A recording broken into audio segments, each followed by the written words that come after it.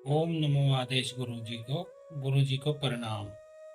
तो प्रेमी भक्तजनों, आज के वीडियो में हमारा टॉपिक है मसान।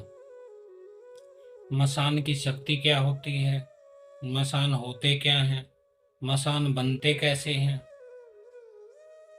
क्या मसान को सिद्ध करना चाहिए, मसान यदि आपके जीवन में आ जाए तो क्या प्रभाव डालता है।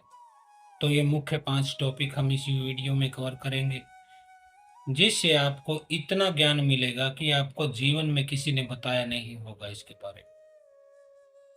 तो सर्वप्रथम पहला प्रश्न हम ले लेते हैं मसान। मसान आखिर होते क्या है? तो मित्रों, दुनिया में 3 कैटेगरी होती हैं, प्रेत योनि, पितृ योनि और देव योनि। मसान जो होते हैं वह प्रेत योनि में आते हैं। प्रेत योनि में आने का मतलब वह अपने जीवन में प्रेत योनि में पड़े हैं, मुक्त नहीं हुए हैं, उनकी अकाल मृत्यु हुई थी या किसी कारण से उनकी हत्या कर दी गई थी, कोई एक्सीडेंट में मारे गए थे और उनके शरीर का अंतिम संस्कार नहीं हो पाता है। कई कारणों से नहीं हो पाता है अंतिम संस्कार।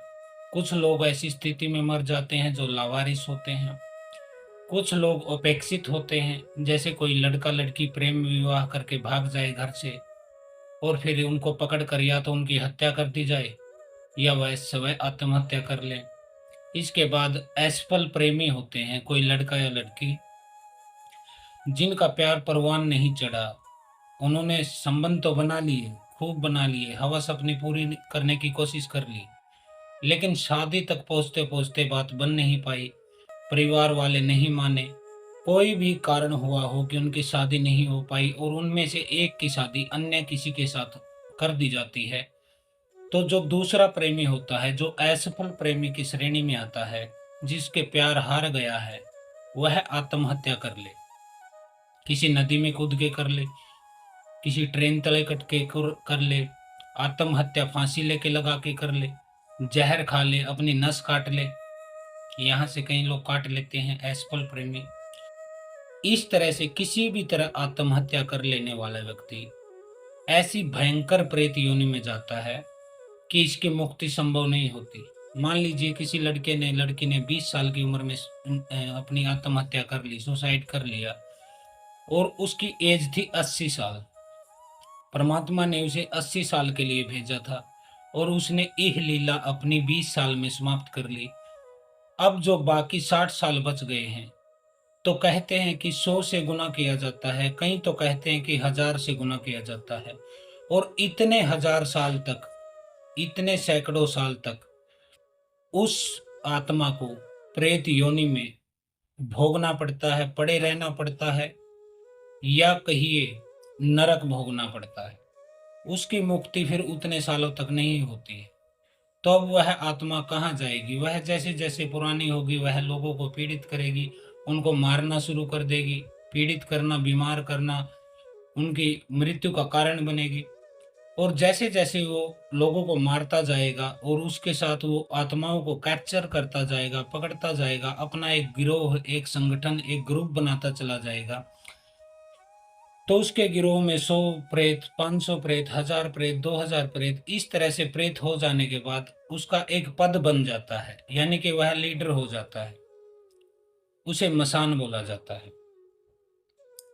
मसान बेटा 3 प्रकार के होते हैं। एक कच्चे मसान होते हैं, जो बालक कम उम्र में मर जाए, उनका अंतिम संस्कार न किया जाए, उनको या तो जल में प्रवाहित कर दिया जाए, नदी में, या कोई गड्ढा खोद कर उसको दबा दिया जाए। कई मामलों में संपत्ति के, प्रॉपर्टी के लालच में अपने भतीजे का, अपने मामा के लड़के का, अपने भाई के लड़के का, अपने चाचा के लड़के की, इस तरह भी लोग किडनैप करके, अपहरण करके हत्या कर देते हैं या करवा देते हैं। अब उस बच्चे का अंतिम संस्कार नहीं हो पाता है। कैसे होगा अंतिम संस्कार? क्योंकि उसकी हत्या की गई है। सबूत मिटाने के लिए या तो उसको नदी में फेंक दिया गया है या फिर उसके कहीं गाड़ दिया गया है, जंगल आदि में। ऐसे बच्चे बनते हैं कच्चे मसान। कच्चे मसान का मतलब यही है, छोटे बच्चे से जो मसान बना। तांत्रिक वहां पहुंच जाता है, पता लगा लेता है उसके शव को या तो नहर से निकाल लाता है या फिर गड्ढे से निकाल लाता है और उसकी छाती पर बैठ के अपनी साधना करता है और उसकी प्रेत को जागृत कर लेता है, मसान के रूप में तैयार कर लेता है। उसे बोला जाता है कच्चा मसान।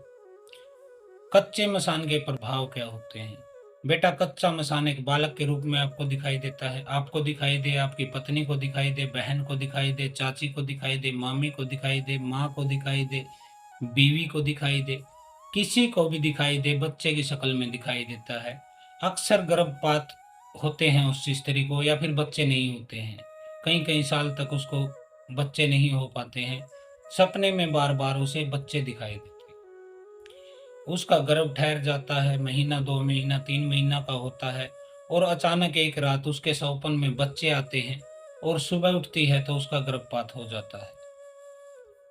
उस क्रिया को, उस स्थिति को बोला जाता है कच्चा मसान। कच्चे मसान ज्यादातर महिलाओं को पीड़ित करते हैं, पुरुषों को भी दिखाई देते हैं, लेकिन ज्यादातर महिलाओं को पीड़ित करते हैं, क्योंकि वह कम उम्र में मरे हैं, उन्हें माँ का प्यार नहीं मिला है। माँ के प्रेम के लिए वह तड़पते हुए मरे हैं। जब उनका गला काटा जा रहा था या उनकी हत्या की जा रही थी, उनके ही किसी परिजन के द्वारा प्रॉपर्टी के लालच में, किसी भी लालच में, धन के लालच में, किडनैपिंग का केस हो, पैसे के लालच में, तब वह अपनी माँ को पुकार रहे होते हैं। बड़ी भयंकर तरीके से रोते हैं वो, क्योंकि देख बेटा, किसी की भी हत्या करोगे तो कांप जाएगी आत्मा।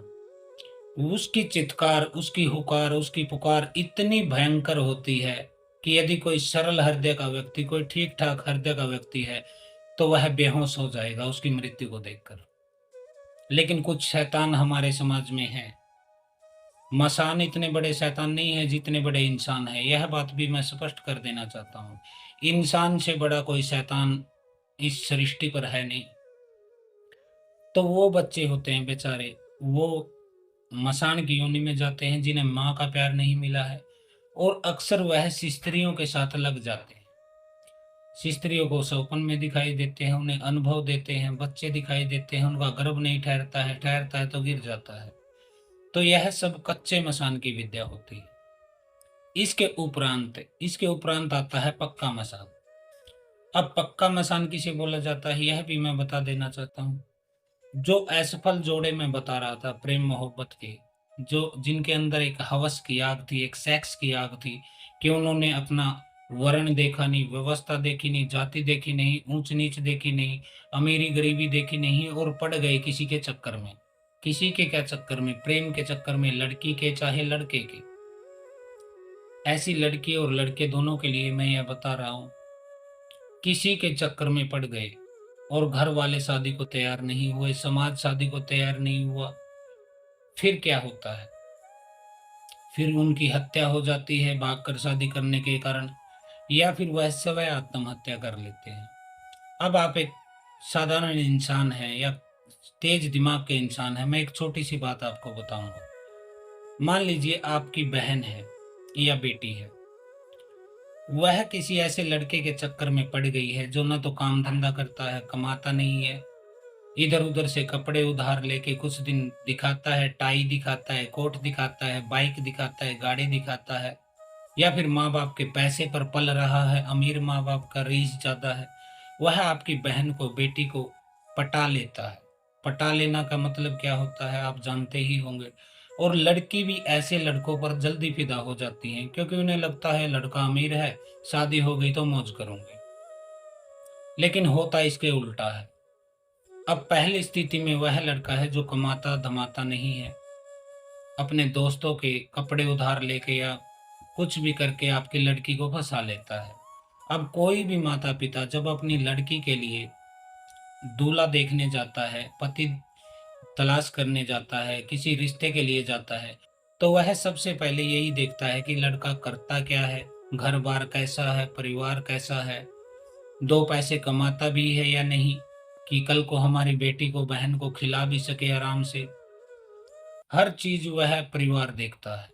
जाति पाति भी देखी जाती है। हमारे भारत में जाति एक मुख्य मुद्दा है। हर चीज देखने के बाद अमीरी गरीबी भी देखी जाती है। वह देखने के बाद आपकी बात बनती नहीं है, और आप भाग कर शादी कर लेते हैं, कोर्ट मैरिज कर लेते हैं। और कई लोगों के परिजन फिर क्या करते हैं, बाद में उन्हें पकड़कर उनकी हत्या कर देते हैं। उनके नहर में शव को फेंक देते हैं या गाड़ देते हैं कहीं गड्ढा खोद कर, क्योंकि उनका अंतिम संस्कार नहीं होता है, क्योंकि उनकी हत्या की गई है। समाज के लोग मानते हैं कि इन्होंने एक ऐसा गलत कार्य किया था, पूरे परिवार के मुंह पर कालक पोत दी, काला धब्बा लगा दिया, नाक कटा दी। इस तरह की स्थितियों में उसका अंतिम संस्कार कौन करेगा और क्यों करेगा? वह तो अपेक्षित होता है। हीन भावना से देखा जाता है, उसकी तरफ घृणा का भाव परिवार में, समाज में, गांव में उत्पन्न हो जाता है। ऐसे बच्चे जो भागकर माता पिता की इज्जत उछालकर, पगड़ी उछालकर, जो गलत तरीके से शादी कर लेते हैं। अब उनके शव को फेंक दिया गया। अब उसमें क्या होगा? कोई तांत्रिक आएगा, उस शव को निकाल लेगा, शव साधना के जरिए उस पुरुष को मसान के रूप में सिद्ध कर लेगा। स्त्री के शव को निकालेगा, नहर से निकाले, गड्ढे से निकाले, क्योंकि ऐसे लोग ताक में लगे रहते हैं, मौके की तलाश में रहते हैं कि कहीं से कोई ऐसी लाश मिल जाए जो कि जलाई गई नहीं। अब तांत्रिक निकालेगा उस स्त्री के शव को, कपड़े उतारेगा, उसके साथ संभोग करेगा पूरे 4 दिन तक, और मसाणे के रूप में उस स्त्री की आत्मा को सिद्ध कर लेगा। तो ये जो मसान और मसाने बने हैं, जो शादीशुदा जोड़े थे, इनके अंदर एक काम की भावना थी, काम की भूख थी, सेक्स की भूख थी, जीवन में यह संभोग को महत्व देते थे। तभी तो माता पिता की इज्जत को उछाल के भागे, वरना कौन सी बिजली गिर रही थी कि आपको कल ही भाग के शादी करनी। जिस माता पिता ने 15, 20, 25 साल, 30 साल तक आपको पाला है, पढ़ाया है, लिखाया है, कपड़े देखे, बीमारी में दवा मरज की है, आपकी सेवा भी की है, आपको हर तरीके से उन्होंने संभाला है, उन्हीं को आप एक मिनट में एक सेक्स के लिए ठोकर मारकर चले जाते हैं। सेक्स तो वो शादी कर देते तब भी आपको मिल जाता, लेकिन आप चाहते हैं कि मैं मनपसंद के साथ सेक्स करूं। अब मनपसंद में ये नहीं देखते ये काम धंधा क्यों कैसा करता है, इसका जाति वर्ण क्या है, तुम्हारे साथ इसकी समानता भी है, कुछ कोई गुण मिलता भी है या नहीं परिवार का आपस में। तो फिर उनकी हत्या कर दी जाती है, उसको मसान मसाने के रूप में तांत्रिक सिद्ध कर लेता है, उसे बोला जाता है पक्का मसान। इनके काम क्या होते हैं? पक्के मसान में जो पुरुष प्रेत होता है वह अक्सर स्त्रियों के ऊपर चढ़ा दिया जाता है, और फिर स्त्रियों के साथ वो क्या करता है बताने की शायद जरूरत नहीं, फिर भी बता देता हूँ। गलत काम करता है, गंदे काम करता है, गंदे ख्याल आते हैं, संभोग जैसी फीलिंग होती है। ज्यादातर स्त्रियों के यहाँ पेट में दर्द रहता है, नाभि के नीचे वह बैठता है, गंदे स्थानों पर, प्राइवेट पार्ट पर वह आपके बैठता है। अधिकतर महिलाएं मेरे पास आती हैं, वो शिकायत करती हैं कि गुरुजी हमारे यहाँ बहुत दर्द रहता है, नाभि के नीचे, गर्दन में यहाँ दर्द रहता है, यहाँ पे सतन पे दर्द रहता है, सीने पे दर्द रहता है। तो ये इसी प्रकार के मसान के कार्य हैं। वह आपके साथ जबरदस्ती करता है। आपके यहाँ दर्द रहने का कारण संभोग, यहाँ पर वह, समझ ही गए होंगे आप, यहाँ पर और यहाँ पर, यहाँ पर अक्सर वो गर्दन पकड़ के ही दबाते हैं इस स्त्री को, या फिर छाती पकड़ के दबाते हैं। तो इस तरह का अनुभव स्त्री को देता है। और जो मसाणी होती है, जो महिला थी, जो स्त्री थी, जो औरत थी, जो लड़की थी जिसकी हत्या हो गई थी, तांत्रिक ने संभोग के द्वारा उसकी लाश के साथ मसाने के लिए सिद्ध कर लिया, उसका कार्य क्या होता है? उसका कार्य होता है जवान लड़के के ऊपर वह भेजी जाती है। शादीशुदा के ऊपर भी भेजी जा सकती है, कवारे के ऊपर भी भेजी जा सकती है। कवारे के ऊपर उसका पड़ता है 90% असर, 90% कैप्चर कर लेती है कवारे लड़के को, क्योंकि उसके साथ स्त्री शक्ति नहीं होती है। यानी कि 100% वह आपकी पत्नी के रूप में खुद को मान लेती है, दूसरा कोई दावेदार होता नहीं है, क्योंकि कवारा लड़के हो आप। 100% दावेदार बनकर वो क्या करती है, वो आपको गंदे अनुभव देती है, यानी कि वीर्यपात, सौपन दोष, वीर्य का बार बार निकल जाना, ख्याल ऐसे आना गंदे, स्त्रियां दिखाई देना, गंदे ख्याल हर समय, संभोग के दृश्य आपकी आंख बंद करते ही चलने लगना, और नीचे से वीर्यपात हो जाना। यह क्रियाएं होती हैं लड़कों के साथ। और जो शादीशुदा है यदि उसके ऊपर मसानी चढ़ा दी गई है तो उसके ऊपर प्रभाव रहेगा इसका 50 से 60%, क्योंकि उसमें एक स्त्री उसके साथ जुड़ जाती है, उसकी शादी हो जाती है और पुरुष और स्त्री की दोनों की शक्ति मिल जाती है। उसकी एक दावेदार और होती है, यानी कि दो दावेदार हो जाती हैं, एक उसकी पत्नी, दूसरी मसानी। मसानी समझती है मैं इसकी पत्नी हूँ, आपकी पत्नी कहती है कि मैं इसकी पत्नी हूँ। उसमें 50% चांस होता है कि आपके ऊपर प्रभाव कम पड़े, क्योंकि एक दावेदार और है आपकी, भगवान ने उसे आपके लिए बनाया। तो यहाँ थोड़ा कम असर होता है शादीशुदा जीवन में। इसीलिए मैं बोलता हूँ बेटा, कवारे लड़के जो मसाने से पीड़ित हैं, 25 साल, 28 साल, 30 साल, 32 साल, 35 साल के हो चुके हैं, शादी नहीं कर रहे हैं, डरते हैं कि ये क्रिया मेरे साथ है, शीघ्र पतन हो रहा है, स्त्री को संभाल पाऊंगा या नहीं संभाल पाऊंगा, वो इधर उधर ताक झाक करेगी, गली मोहल्ले पड़ोस के लड़कों को देखेगी, कल को लड़ाई झगड़े होंगे, उसके अंदर हीन भावना आ जाती है कि मैं संभोग नहीं कर पाऊंगा सही तरीके से इस तरीके से। तो वो शादी नहीं करते हैं, लेट हो जाता है, 30-32 के हो जाते हैं, 28 के हो जाते हैं, फिर उनका जीवन बर्बाद हो जाता है, क्योंकि दूसरी दावेदार कोई है नहीं। अकेली मसानी आपकी दावेदार बनकर पत्नी बन के बैठ जाती है, वीर्यपात कराती रहती है, आप सूखने लगते हैं, आपके हाथ सूख जाते हैं, पेट बाहर आ जाता है, चेहरा पिचक जाता है, आंखों के नीचे काले गड्ढे आपको आने लगते हैं, सर हमेशा भारी रहता है, कंधे भारी रहते हैं, पेट में दर्द रहता है। यह गंदी शक्ति है, यह मसानी भी नाभि के नीचे ही काम करती है, आपके लिंग पे, गुद्दा द्वार पे। कई मुझे बताते हैं कि गुरुजी गुद्दा द्वार पे कुछ चलने जैसा अनुभव होता है, कभी लिंग पर चलने जैसा अनुभव होता है, अगले हिस्से पर कुछ सरसराहट होती है। कई कहते हैं पेशाब करते समय कांटा सा चुभता है, ऐसा लगता है जैसे कुछ कांटा चुभ रहा है नस में। और पेशाब करते समय घात, घात रोग बोलते हैं उसको शायद मेडिकल भाषा में, क्योंकि हमने तो मेडिकल की नहीं है, यानी कि पेशाब के साथ वीर्य निकल जाना। ऐसा बच्चा सूखने लगता है, चिड़चिड़ा हो जाता है, माँ बाप से झगड़ा करने लगता है, कोई काम धंधा नहीं करता है, क्योंकि उसकी जो ऊर्जा थी वह बह रही है, व्यर्थ में बह रही है, पानी की तरह बह रही है। तो ये स्थिति पुरुष की मसानी बना देती है। तो ये कच्चे मसान के अनुभव है। अब बात कर लेते हैं तीसरे और आखिरी, यानी कि सिद्ध मसान। सिद्ध मसान कौन होते हैं बेटा? सिद्ध मसान होते हैं जैसे साधु बाबा, कोई नाथ, कोई अघोरी, कोई योगड़, कोई सिद्ध, कोई संत, कोई मुनि, जिसने अपने जीवन में भक्ति मार्ग पे चल पड़े थे, अलग रहने लगे थे, परिवार छोड़ दिया था, किसी समाधि पे बैठ गए, किसी धाम पे बैठ गए, कहीं पे भी बैठ गए, गुरु के पद पर वह चले गए। और मृत्यु के पश्चात जो साधु संत होते हैं उनके शव का अंतिम संस्कार नहीं किया जाता है, या तो उन्हें गंगा नदी में बहा दिया जाता है, किसी नदी में बहा दिया जाता है, या उन्हें फिर जमीन में गाड़ के उनकी समाधि, माड़ी, मैडी, कोई थान है, समाधि बना दी जाती है, जिसकी फिर लोग पूजा करते हैं। तो पूजा करने के कारण वो मुक्त नहीं हो पाते हैं और वहीं देवता के रूप में बैठ जाते हैं और लोगों के जो है भलाई करते हैं, उनके काम करते हैं, लोग उनकी पूजा भोग प्रसाद देते हैं, माथा टेकते हैं और वो उनकी कठिनाइयों को दूर करते हैं। तो ऐसे सिद्ध गुरु पद पे जो थे वो जाते हैं सिद्ध मसान की कैटेगरी में। सबसे शक्तिशाली सिद्ध मसान ही होते हैं। ये बर्बाद कर देते हैं यदि किसी भगत ने, तांत्रिक ने अपने मंत्र बल की शक्ति से, भोग से इनको आपके ऊपर चढ़ा दिया, तो कोई माई कलाली ने उतार नहीं सकता है। क्यों नहीं उतार सकता है?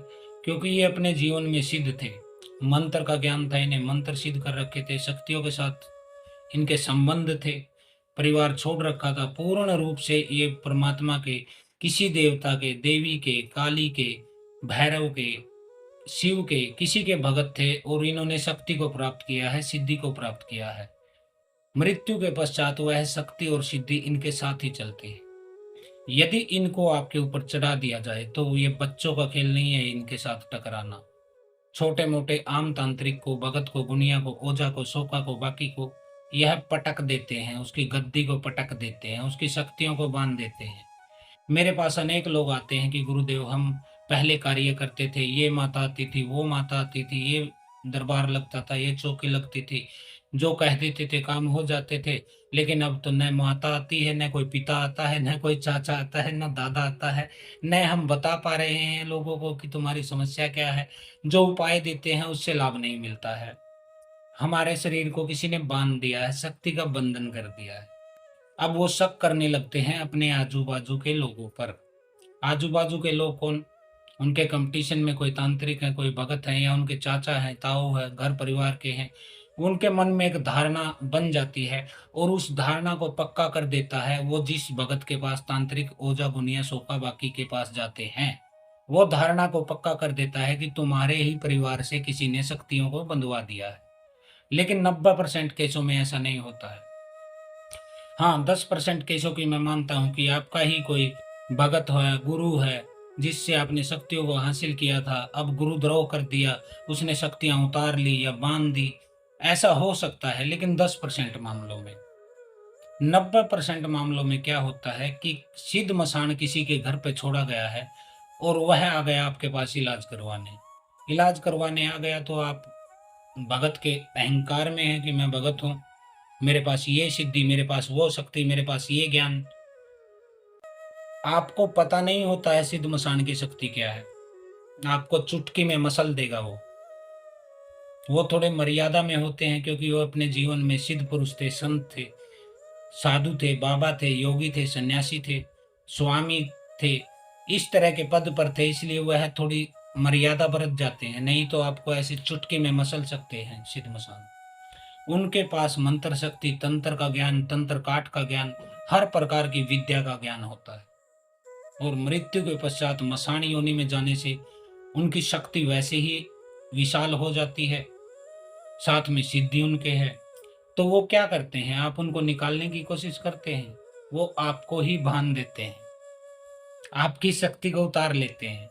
आप किसी ब्रह्म, किसी थान, किसी वीर, किसी देवी, किसी की भी भक्ति करते हैं, सवारी आती है या बिना सवारी आती है, आप लोगों के कष्ट काट रहे थे चौकी दरबार लगा के, और वह सिद्ध मसान आपकी शक्ति को उतार लेता है। अब आप रह गए क्या? नल्ले, जीरो। तो यह क्रिया अक्सर लोगों के साथ होती है। इसलिए मैं बोलता हूँ बेटा, शक्ति का जब तक पता नहीं है उससे हाथ मत मिलाओ। कुश्ती में हाथ मिलाओगे ना, ऐसे पटक देगा आपको, हो सके तो हड्डी भी तोड़ देगा। तो सिद्ध मसान जो होते हैं उनकी शक्ति अपरंपार होती है, विशाल होती है। सिद्ध मसान की श्रेणी में बाबा वीर बुलाकी मसान, किन्नाराम अघोरी, मनसाराम अघोरी। कहने का मतलब है जितने भी अघोरी ओगड़ सिद्ध पद पे थे, गुरु पद पे थे, वो मृत्यु के पश्चात मसान की योनि में ही जाते हैं। अब अगला प्रश्न है, मसान की शक्ति क्या है? शक्ति का मैंने बता दिया बेटा, मसान बहुत शक्तिशाली होते हैं। ये नेगेटिविटी को भी साफ कर देते हैं, पॉजिटिविटी को भी साफ कर देते हैं। ये दो बातें हैं लेकिन मतलब एक ही है। नेगेटिविटी साफ करने का मतलब, यदि आपके ऊपर तंत्र क्रिया की गई है, भूत प्रेत जिन मसान चुड़ैल डायन हकनी साकनी लाकनी, कोई पीर कोई बेताल कुछ चढ़ा रखा है, कोई ब्रह्म राक्षस चढ़ा रखा है, और मसान किसी भगत के पास सिद्ध है, तो वो मसान तुरंत सफाई कर देगा। गंदी से गंदी शक्ति को, मैली से मैली शक्ति को मसान पकड़ लेता है। यदि किसी भगत के पास मसान है तो वह छोड़ेगा नहीं आपकी मैली शक्ति को। ये तो हो गया नेगेटिविटी साफ करना। अब पॉजिटिविटी साफ करने का बता देता हूँ। आपके घर में पॉजिटिविटी क्या होती है? आपकी कुल देवी, आपके पितर, आपके कुल देवता, यही तो होते हैं पॉजिटिव आपके घर में। और किसी ने मसान को भेज दिया आपके घर में, तो वह साफ कर देगा इन शक्तियों को। कुल देवी को मल मूत्र, पेशाब, खून के छींटे, मांस के टुकड़े, ये मारेगा सीधा आते ही। और कुल देवी इन चीजों के लगते ही उनका दम घुटने लगता है, क्योंकि वह शुद्ध शक्ति होती है बेटा। शुद्ध शक्तियों के भगत तो प्याज लहसुन तक नहीं खाते हैं, तो वो मल मूत्र विष्टा मान लीजिए आपने दीपक जलाया कुल देवी के नाम से, मसान ने आते ही उस दीपक पे पेशाब कर दिया। आपने चढ़ाया है बड़ा सुंदर प्रसाद, भोग, लड्डू, बर्फी, गुलाब जामुन, कलाकंद, मिल्क केक, पेड़े, और मसान ने उस पे विष्ठा डाल दी, यानी कि लैट्रिंग, गोबर, जो भी आपकी भाषा में समझ सको, शौच, मल मूत्र, आपकी कुल देवी तुरंत कल्टी मार जाएगी, अपने धाम पर जा बैठेगी, आपका घर छोड़ देगी। ऐसे ही आपके कुल देवता को वो साफ करेगा। मान लीजिए आपके कुल देवता हैं खाटू श्याम, बाबा मोहन राव, हनुमान जी, बालाजी, सालासर वाले, तो मसान क्या करेगा? हनुमान जी तो प्याज लहसुन तक के परहेज होते हैं, हनुमान भक्तों के तो इतनी शुद्धता से रहना पड़ता है, दिन में 3-3 4-4 बार तो नहाना पड़ता है। मसान क्या करेगा? हनुमान जी की तरफ पेशाब कर देगा, तुरंत चले जाएंगे बजरंगबली वहां से, क्योंकि उन्हें क्या पड़ी है, वो गंदगी में मुंह मारेंगे। तो चले जाते हैं। अब बची तीसरी और लास्ट शक्ति, आपके पितर। पितरों में इतना बल नहीं होता है कि वह मसान का मुकाबला कर ले। मसान सबसे पहले उन्हें मलिनता से ग्रस्त करता है, आवरण चढ़ा देता है, एक मलिनता का, गंदगी का आवरण चढ़ा देता है, उनको पीटता है, मारता है, पीड़ित करता है, मोचता है, तरोड़ता है, घुमाता है, उन्हीं से फिर आपको पीड़ित करवाता है। उन्हीं से कैसे पीड़ित करवाता है? अनेक महिलाएं मुझे बताती हैं कि हमें अपने चाचा के रूप में, अपने पिता के रूप में, भाई के रूप में, भतीजे के रूप में कोई पुरुष दिखाई दिया और संभोग जैसे अनुभव हुए। तो बेटा, ये पारिवारिक सदस्यों के, ब्लड रिलेशन वाले लोगों के सौपन में दिखना और संभोग के अनुभव होने का सीधा सीधा मतलब ये है कि ये आपके घर के ही पितर हैं, जिनको मसान ने गंदगी में डाल दिया है, पीड़ित कर दिया है और आपके ऊपर चढ़ा दिया गया है। क्योंकि यदि मसान जो खुद स्त्रियों के साथ करता है गलत, तो एक काली छाया दिखाई देती है, एक लंबा तगड़ा जवान दिखाई देता है, चेहरा कई बार नहीं दिखाई देता, गंदे अनुभव होते हैं, वह अलग चीज होती है, अलग स्मेल आती है उसकी, अलग उसके जो है क्रियाएं होती हैं। लेकिन जब खुद के भाई बहन, चाचा ताऊ, भाभी, माँ, इनके साथ रिलेशन दिखने लगे, आपको संबंध बनते दिखने लगे और वीर्यपात होने लगे, तो समझ लेना ये आपके घर के प्रेतों को ही मसान ने पकड़ लिया है और आपको इन्हीं से पीड़ित करवा रहा। तो ये होती है मसान की शक्ति। तो ये नेगेटिविटी को भी साफ कर देते हैं, पॉजिटिविटी को भी आपके घर से क्लीन कर देते हैं। वह चलाने वाले भगत पर निर्भर है, वह किस रूप में आपके ऊपर चलाता है। अब भगत पूछ रहे थे, गुरुजी मसानी क्रिया कराने की, होने की क्या फीस होती है? बेटा, यदि कोई आपके ऊपर मसान चढ़वाए तो 15 से 20 हजार रुपये लगते हैं, मसान चढ़ जाता है, मसानी भी चढ़ जाती है। 20 हजार 21 हजार रुपये में आपको बर्बाद करने का चिट्ठा लिख देगा कोई ना कोई, और इसको हटाने में भी इतना ही खर्चा आता है। अब अगला प्रश्न था कि गुरुजी, क्या मसान को सिद्ध करना चाहिए? तो बेटा, मैं इस बात को ना भी नहीं कह सकता, हाँ भी नहीं कह सकता। ना इसलिए नहीं कहता क्योंकि यदि आप तंत्र मार्ग पर जा रहे हैं तो आपके साथ एक मसान की शक्ति होनी अनिवार्य है। क्योंकि और कोई भी देवी देवता आप सिद्ध कर लीजिए, वह मैली शक्तियों को, गंदी शक्तियों को छुएगा नहीं। उनकी काट के लिए आपको एक मसान की जरूरत पड़ेगी, क्योंकि मसान शुद्धि अशुद्धि नहीं देखते हैं, मसानी शुद्धि अशुद्धि नहीं देखती हैं। माता मेलड़ी, माता मदानन, या कोई बीरबुला के मसान, कोई किन्नरा मघोरी, इस तरह के मसान जो होते हैं वो शुद्धि अशुद्धि नहीं देखते हैं। वो शराब का भोग भी ले लेते हैं, मांस मदिरा का भी भोग ले लेते हैं, मछली का भी, मैथुन का भी, सब कुछ वह कर लेते हैं। तो मसान होना अनिवार्य है यदि तंत्र की दुनिया में जीतना है। मान लीजिए आपके पास कोई सात्विक शक्ति सिद्ध कर ली, कोई देवी है, कोई ग्रामीण देवता है, लोक देवता है, आपने मान लीजिए सिद्ध कर ली है, और सामने से मरीज आ गया जिसके ऊपर सिद्ध मसान बैठा है,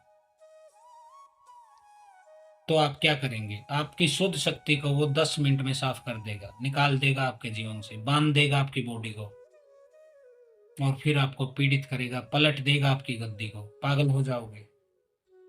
तो उससे रोकथाम के लिए, बचाव के लिए आपके पास एक ऐसी ही शक्ति होनी चाहिए जो मलिनता न देखे, अशुद्धि न देखे, गलत सही न देखे, अच्छा बुरा न देखे। तो इसे सिद्ध करने के पक्ष में मेरा ये वक्तव्य है। सिद्ध न करने के पक्ष में क्या है मेरा वक्तव्य? वह होता है बेटा, देखिए, आप जैसा सोचोगे वैसा बन जाओगे। भगवान श्री कृष्ण ने गीता में कहा है कि देख अर्जुन, तू जैसा सोचेगा वैसा ही बन जाएगा। इसलिए तू मेरे को सोच, मेरे में सोच, सोच कि सब मैं ही कर रहा हूं, जो हो रहा है मैं कर रहा हूं। यानी कि तू एक मेरे अंदर ध्यान कर, मेरे अंदर लीन हो जा। तो उनके कहने का तात्पर्य यह था कि तू जैसा सोचेगा, जैसी संगत वैसी रंगत। अब यदि आप मसान सिद्ध कर लेते हैं तो आपके ऊपर उसका इफेक्ट पड़ना ही पड़ना है। आपके स्वभाव में भी पड़ेगा। आपका स्वभाव सेक्सी हो जाएगा, कामुक हो जाएगा, आपका अधिक से अधिक संभोग करने का मन करेगा। दूसरा, क्रोधी हो जाओगे आप, बहुत ज्यादा क्रोध करने लगोगे। घर में, परिवार में, बच्चों पर, आस पड़ोस पर, सब पर क्रोधित होने लगोगे। आपका अहंकार इतना बढ़ जाएगा कि आप किसी को बार बार धमकी तक देने लगोगे, अगर ऐसा किया तो मैं तुझे पटक दूंगा, ये कर दूंगा, तंत्र कर दूंगा, मंत्र कर दूंगा, मसाने कर दूंगा। उसकी संगत के गुण आपके अंदर आएंगे ही आएंगे। और उसकी संगत के असर क्या है? काम यानी कि सेक्स, क्रोध यानी कि गुस्सा, अहंकार, क्योंकि तम भाव अधिक होता है मसान के अंदर, तामसिक अधिक होता है। तो ये काम, क्रोध, मद, लोभ, मोह, ये सभी चीजें आपके अंदर आ जाएंगी, जिससे आपका चरित्र का पतन हो जाएगा। और बाद में आप शक्ति भी गवा बैठेंगे, स्वास्थ्य भी गवा बैठेंगे, और मृत्यु के पश्चात आप मसान को ही प्राप्त करोगे, यानी कि उसी योनि में जाओगे आप जिस भी परमात्मा की पूजा करते हैं ना बेटा, उसी की प्राप्ति कर लेते हैं, उसी की योनि में, उसी के लोक में, उसी के गण के रूप में, दूत के रूप में चले जाते हो। जैसे जो शिव की पूजा करते हैं वो शिव के गण बन जाते हैं, शिव लोक में रहते हैं। और शिव के गण कौन है? भूत, प्रेत, पिशाच। उनकी बारात में देखा था आपने, यही लोग गए थे। तो शिव के गण होते हैं भूत, प्रेत, पिशाच। शिव के भगत उसी लोक को प्राप्त कर लेते हैं। काली के भगत जो होते हैं वह वीर बनते हैं, मसान बनते हैं, मसानियां बनते हैं, योगी योगनियां बनते हैं। जितनी भी मसानी हैं वो सब काली के भगत हैं। मृत्यु के पश्चात उनकी योनि जो है वह मसान योनि हो जाती है। आप किसी पीर की पूजा करते हैं तो मृत्यु के पश्चात आप उस पीर के धाम पर ही सेवक बनकर बैठ जाते हैं। आप बालाजी के भगत हैं तो बालाजी के दूत के रूप में मेहंदीपुर में ही आप चक्कर काटते फिरते हैं। यानी कहने का मतलब ये है, आपको मुक्ति नहीं मिलती है, प्रेत योनि में पड़ जाते हो। कहने के लिए ये दूत हैं, सेवक हैं, गण हैं, लेकिन रियलिटी में मैं बता देता हूँ ये प्रेत ही हैं, ये प्रेत योनि ही है। प्रेत दो प्रकार के होते हैं, एक अच्छे प्रेत, एक बुरे प्रेत। अच्छे प्रेतों को आप देवता मानने लगते हैं, उनको प्रसाद भोग, उनके मेले लगते हैं, उनकी दोक पूज होती है। और बुरे प्रेत जो होते हैं वह तंत्र क्रिया में काम आते हैं। होते सभी प्रेत ही हैं। इसलिए सोच समझ कर आपको पूजा अर्चना करनी चाहिए, सिद्धि करनी चाहिए। अब मसान की सिद्धि आपने कर ली, ठीक है, तंत्र के लिए अनिवार्य है, लेकिन निरंतर उसके चक्कर में पड़े रहने से, सालों साल रहने के बाद वह आपके दिमाग पर काबिज हो जाता है और मसान योनि में आपको ले जाता है। आपने देखा होगा जो मसान की पूजा करते हैं, सिद्ध किए, उनके चेहरे काले पड़े मिलेंगे, काले घेरे पिचके मिलेंगे, उनके गाल अंदर की तरफ धस जाते हैं। शरीर में कोई ऊर्जा, कोई तेज, कोई शक्ति उनके दिखाई नहीं देती है, क्योंकि मसान अंदर बैठा बैठा खून चूसता रहता है। जितनी बार सवारी आएगी उतना ही खून चूसेगा आपका, वो खून भी चूसेगा, वीर्य भी चूसेगा। क्योंकि आपके पास मान लीजिए 20 भगत आते हैं एक दिन में, पीड़ित आते हैं, मरीज आते हैं, 20 बार अगर सवारी आ गई तो सोचिए वो आपका कितना खून, कितनी ऊर्जा, कितनी वीर्य, कितनी शक्ति, कितना ओज, कितना और चूस लेगा। इसीलिए आपको सूखे सुखड़े भगत मिलेंगे, जिनके चेहरे पर ना कोई चमक है, ना कोई तेज है, ना कोई प्रसाद है। फिल्टर लगा के दिख मोबाइल पर अच्छे लगेंगे वो आपको, लेकिन उनके अंदर बल नहीं होता है। तो यह है मेरे मसान न्याय सिद्ध करने के विषय में वक्तव्य या समर्थन पत्र। हाँ, बीच का रास्ता हो सकता है, जैसा कि बुद्ध ने कहा है, न तो अति करो न ही इग्नोर करो, मध्यम मार्ग पर चलो। यानी कि न तो उससे भागना है न उसके पीछे भागना है। तो वह मार्ग क्या है? आप तंत्र मार्ग में जाते हैं तो 3-4 साल तक आप मसान को सिद्ध करके रखिए। उसके बाद चौथे या 5वें साल उसको विसर्जन कर दीजिए। विसर्जन कैसे करते हैं इसकी विधि आपको कोई योग्य गुरु, कोई समर्थ गुरु, कोई ज्ञानी, कोई सिद्ध, कोई योगी, कोई ना कोई आपको जरूर मिलेगा जीवन में, जो विसर्जन की क्रिया बता देगा। एक विशेष प्रकार की लकड़ी होती है जो तंत्र में काम आती है, उसको लेके आपको गर्दन तक पानी में खड़ा होना पड़ता है। विशेष प्रक्रिया से मंत्र जाप करना होता है, विशेष प्रक्रिया से उसके विसर्जन के लिए बोलना होता है, और फिर उस लकड़ी को तोड़ के जल में फेंक देना होता है, जिसके बाद मसान आपके जीवन से विसर्जित हो जाता है, चला जाता है। फिर वो आपको पीड़ित नहीं करेगा। भविष्य में मान लीजिए आप भक्ति करते हैं, आपकी मृत्यु हो गई, आपकी संतान, परिवार, 7 पीढ़ी तक मसान परेशान करता है, सेवक मुर्दा बना देता है आपको, प्रेत के रूप में आपको आगे रखता है और परिवार को पीड़ित करवाता है, और उनके खून को, उनकी ऊर्जा को, काम ऊर्जा को, सेक्स ऊर्जा को चूसता रहता है। स्त्रियों के साथ अलग अनुभव, पुरुष के साथ अलग अनुभव, लेकिन शक्ति दोनों के नीचे से ही निकालता रहता है वो। नाभि के नीचे दर्द रहेगा, सर में भार रहेगा, कंधों पर वजन रहेगा, महिलाओं की छातियों को बिल्कुल दर्द रहेगा उनका छाती में, इस तरह से पीड़ित करेगा। तो इस तरह से होता है मसान का। आप 3-4-5 साल तक रखिए मसान को, फिर विसर्जित कर दीजिए। आपको कोई ना कोई योग्य गुरु मिल जाएगा, विसर्जित करा देगा। ऐसे यदि करते हैं तो आप, तो फिर आपके ऊपर नेगेटिव प्रभाव नहीं पड़ता है, बुरा प्रभाव नहीं पड़ता है। 4-5 साल अच्छे से काम लीजिए, फिर छोड़ दीजिए उसको। लेकिन भक्ति करिए सिर्फ एक की, जिसे मैं राम कहता हूँ, और उस राम को आप अयोध्या वाला राम मत समझ लीजिएगा, क्योंकि जो मेरे राम हैं उनका कोई शकल नहीं है, आकार नहीं है, निराकार नहीं है। जिन्होंने ब्रह्मा विष्णु महेश को बनाया है, मैं उन्हें राम कहता हूँ। कबीर उन्हें एक ओमकार कहते हैं, ओम कहते हैं, ओमकार कहते हैं। मुसलमान उन्हें अल्लाह कहते हैं, ईसाई उन्हें गॉड कहते हैं, बुद्ध उसे निर्वाण कहते हैं, महावीर उसे केवल्य कहते हैं, कबीर उसे राम कहते हैं, तुलसीदास उसे राम कहते हैं, कोई हरि कहता है, कोई नारायण कहता है। नाम सबने अपने अपने रख लिए हैं, लेकिन वो निराकार मानता हूं मैं, जो ज्योति बिंदु, ज्योति स्वरूप में मुझे दिखाई देता है अपने भीतर, मैं उसे मानता हूं राम। मैंने ये शब्द खुद ही गढ़ा है, क्योंकि मैं जब भी राम राम बोलता हूँ, जय श्री राम बोलता हूँ, तो आप लोग सोचते होंगे कि मैं अयोध्या वाले राम की जय बोल रहा हूँ। नहीं, उन्होंने मनुष्य के रूप में जन्म लिया है, ठीक है, वह भगवान का अंश होंगे, लेकिन वह निराकार, निर्गुण, निर्लेप, निर्विकार परमात्मा नहीं है।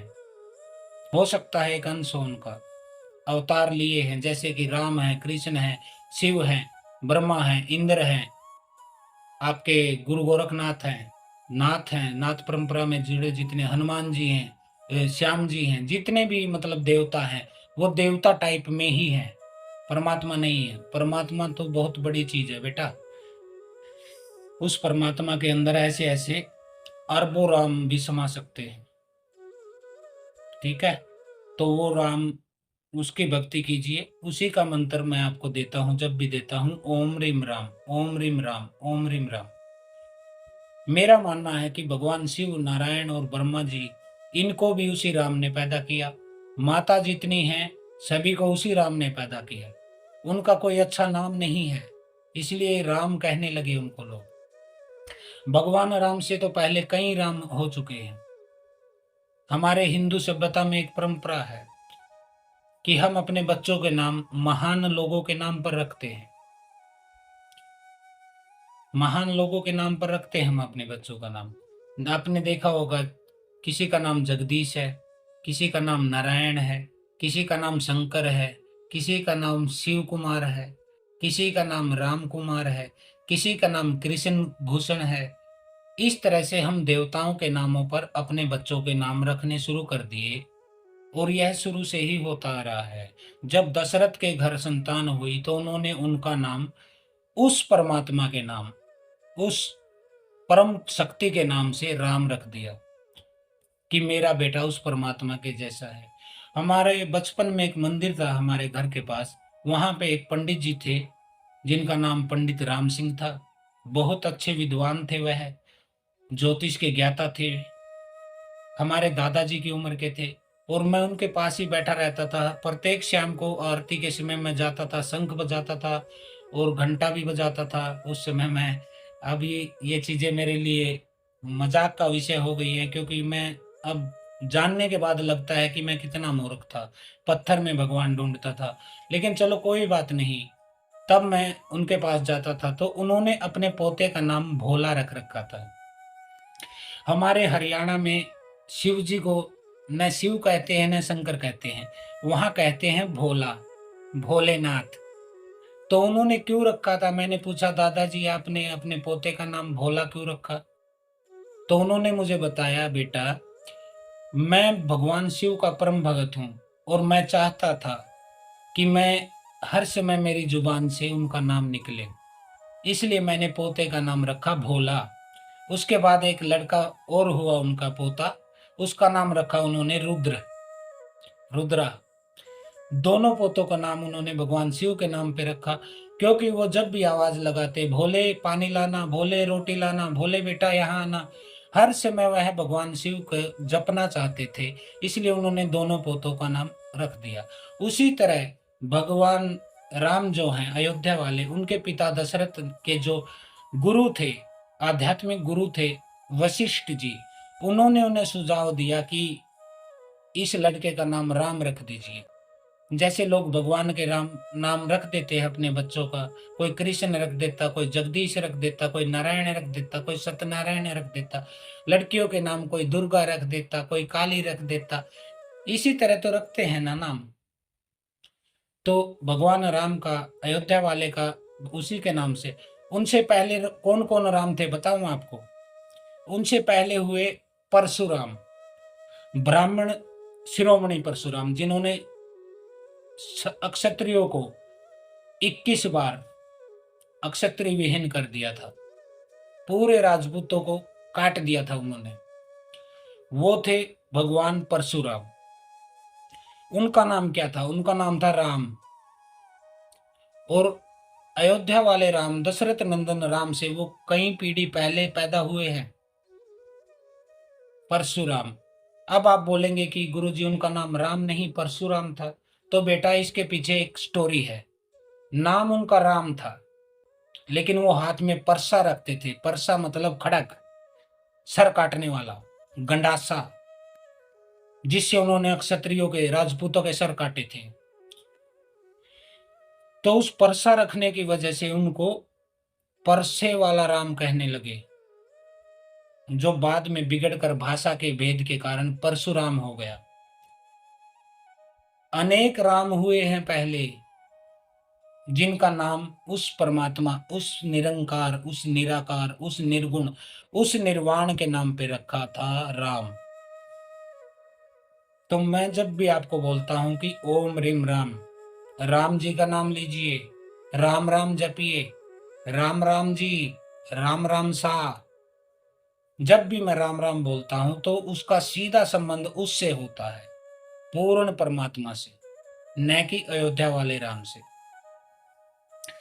तो अब आपको पूजा अर्चना, अपना इष्ट आराध्य किसको रखना चाहिए? उस निरंकार को। क्योंकि यदि मसान को आप ज्यादा भाव दोगे तो मसान योनि में ही चले जाओगे आप भी। तो इसलिए बेटा मसान सिद्ध कीजिए, 4-5 साल रखिए, काम लीजिए, अच्छे से लोगों के तंत्र काट कीजिए, लेकिन 5 साल बाद उसको विसर्जित कीजिए। अगर आपको विसर्जन नहीं करना आता है तो वह भी हम आपको बता देंगे। तो मसान को सिद्ध कर सकते हैं, बिल्कुल कर सकते हैं, आसानी से सिद्ध कर सकते हैं। मसान का स्थान होता है घाट पे, किसी भी घाट पे, नदी के घाट पे मसान रहते हैं। आपको साधना के दौरान वही जाना पड़ेगा। यह साधना नगन साधना होती है, बिल्कुल निवस्त्र हो गए आप। आपके पास शक्तिशाली घेरा मंत्र होना चाहिए, रक्षा मंत्र का, ताकि कोई शक्ति अटैक नहीं कर पड़े।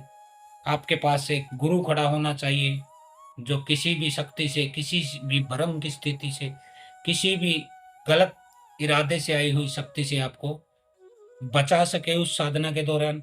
और साधना सफल होने के बाद आप गलत पे रास्ते पर न चले जाए, आपका पतन ना हो जाए, नैतिक चरित्र का पतन ना हो जाए, उसके लिए भी गुरु की आपको आवश्यकता होती है। तो निवस्त्र आप रहेंगे, घाट पे साधना होगी, गुरु आपके संग रहेंगे, तो मसान बहुत जल्दी आ जाता है, या कहिए तुरंत आपको सिद्ध हो जाता है। यदि आपके पास ऊर्जा है और आपका मजबूत है, आपके अंदर एक चमक है, परमात्मा का कोई विश्वास है, कोई ज्ञान है, कोई सुगंध, कोई किरण, उनका प्रसाद है आपके भीतर, तो मसान को सिद्ध करना कोई बड़ी बात नहीं है।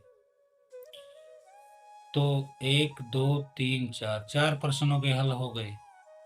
अब लास्ट प्रश्न था, जो लास्ट प्रश्न बेटा मैं भूल गया, और मैंने लिख के भी नहीं रखा आज, कि मैं प्रश्न लिख लेता था पांचों, फिर एक एक देख के आपको जवाब दे देता था। आज मैंने लिखा नहीं, लिखने का समय ही नहीं लगा, ये कहिए। प्रश्न था 5वां प्रश्न, मसान, हाँ, सिद्ध मसान। सिद्ध मसान को यदि सिद्ध करते हैं आप, जैसे वीर बुला के मसान को आपने सिद्ध कर लिया। कई लोग कहते हैं गुरुजी हमारे कुल देवता हैं, हमारे यहाँ कोई भगत थे, इनकी पूजा करते थे, तंत्र दरबार लगाते थे, चौकी लगाते थे, आज उनका पूरा परिवार पीड़ित है, मुर्दा सेवकदारी का केस बन गया है। तो बेटा, जहाँ वीर बुला के मसान होते हैं ना, वीर बुला के एक ऐसे मसान है जो अच्छे बुरे, गलत सही कुछ नहीं देखते हैं। ये स्त्रियों के ऊपर भी चढ़ जाते हैं, पुरुष के ऊपर भी चढ़ जाते हैं, दारू, मांस, मदिरा, सुअर, कुछ भी नहीं छोड़ते हैं, हर चीज को इनको भोग लगता है। तो जिस घर में कुल देवता हो, या फिर भक्ति के मार्ग में कोई आपका पूर्वज था और सिद्ध कर रखा था बुलाकी मसान को, और वह मर गया, किसी को गद्दी नहीं दे गया, आशीर्वाद नहीं दे गया, कोई नया भगत नहीं बना के गया घर में, तो वीर बुलाकी मसान उनको बुरी तरह से बर्बाद कर देते हैं। एक भी स्त्री को नहीं छोड़ते हैं, 12-13 साल की लड़की को भी नहीं छोड़ते हैं, ये उसके साथ भी गलत संबंध बना लेते हैं। एक हाथ टेढ़ा रहता है इनका जब भी किसी के शरीर पर आता है। और उसके बाद आपको बर्बाद करने के बाद क्या होता है, बुलाकी मसान छोड़ देते हैं आपके घर को, पूर्ण रूप से खून और वीर्य और स्त्री का रज है, जो सेक्स ऊर्जा है, उसको चूसने के बाद ये चले जाते हैं आपके घर से। फिर वहां फूला देवी माता की चौकी लगती है आपके घर में। फूला देवी को आप जानते होंगे, फूलन देवी भी कहा जाता है, फूलमती भी कहा जाता है। पूरव के जादू के अंतर्गत चलने वाली, ढाके बंगाले के जादू के अंतर्गत चलने वाली शक्ति है फूला देवी। अनेक लोगों की यह कुल देवी भी है। तो इनकी चौकी उस घर में स्थापित हो जाती है। बुलाकी तो निकल गए, अब ये माता बैठ जाती है वहां पे कुल देवता, कुल देवी बनकर, और ये बर्बाद कर देती है, पूर्ण रूप से फिनिश कर देती है उस घर को। इसलिए मसान आदि की सिद्धि करने से पहले अपना 100 बार, 1000 बार सोच लेना बेटा दिमाग में। बहुत ही समर्थ और सूझबूझ वाला कोई गुरु है आपका, तब आप मसान की सिद्धि करने की सोचना, नहीं तो 7 पीढ़ी बर्बाद हो जाएंगी। और सिद्ध मसान जो होते हैं, जैसे कोई बाबा हो गए, किन्ना रामा गौरी हो गई, मनसा रामा गौरी हो गई, ये ठीक है, ये ज्यादा गलत में नहीं चलते हैं, लेकिन फिर भी इनको भी सिद्ध करेंगे तो आपकी योनि जो है मृत्यु के पश्चात मसान योनि ही बनेगी। आप इनके ही दास के रूप में, सेवक के रूप में, दूत के रूप में इनके धाम पर चक्कर काटोगे। इसमें त्रिलोक भारती हो गई, कोई भी बाबा आ गया इसमें, कोई भी बाबा मानिए आप, जो गुरु के पद पर गया है वह मृत्यु के बाद मसान योनि में ही जाता है। कई लोग मसान का नाम लेते ही डर जाते हैं, तो बेटा हर मसान बुरा नहीं होता है। जो सिद्ध मसान है उनको मसान दादा, मसान बाबा के नाम से जाना जाता है। अनेक लोगों के कुल देवता होते हैं, वो लोगों की मदद भी करते हैं। हर समय गलत मत समझिए कि सारे मसान गलत हैं। कच्चा मसान, पक्का मसान, ये गलत, हमेशा गलत करेंगे आपके साथ। लेकिन सिद्ध मसान 70-80% केसों में बुरा नहीं करते हैं, लेकिन 30 इनमें भी होते हैं, 30% जो कि शराब का, मांस का भोग लेकर बुरा कर देते हैं। तो आज के लिए मुझे लगता है काफी जानकारी आपको दे दी मैंने, बहुत जानकारी दे दी बेटा, पूरे 50 मिनट का वीडियो हो गया है। एक एक बात बारीकी से समझाई है शुद्ध हिंदी भाषा में। मसान की प्रक्रिया, इसके स्पेशलिस्ट है हम, विशेषज्ञ है मसान मसाने के।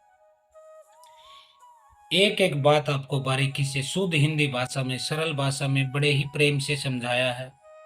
अगर अब भी आपकी बुद्धि में न आए तो फिर इसमें हमारा कोई फॉल्ट नहीं है, क्योंकि परमात्मा ने आपको इस काबिल ही नहीं बनाया, खोपड़ी ही नहीं दी कि आप मसान को समझ सके।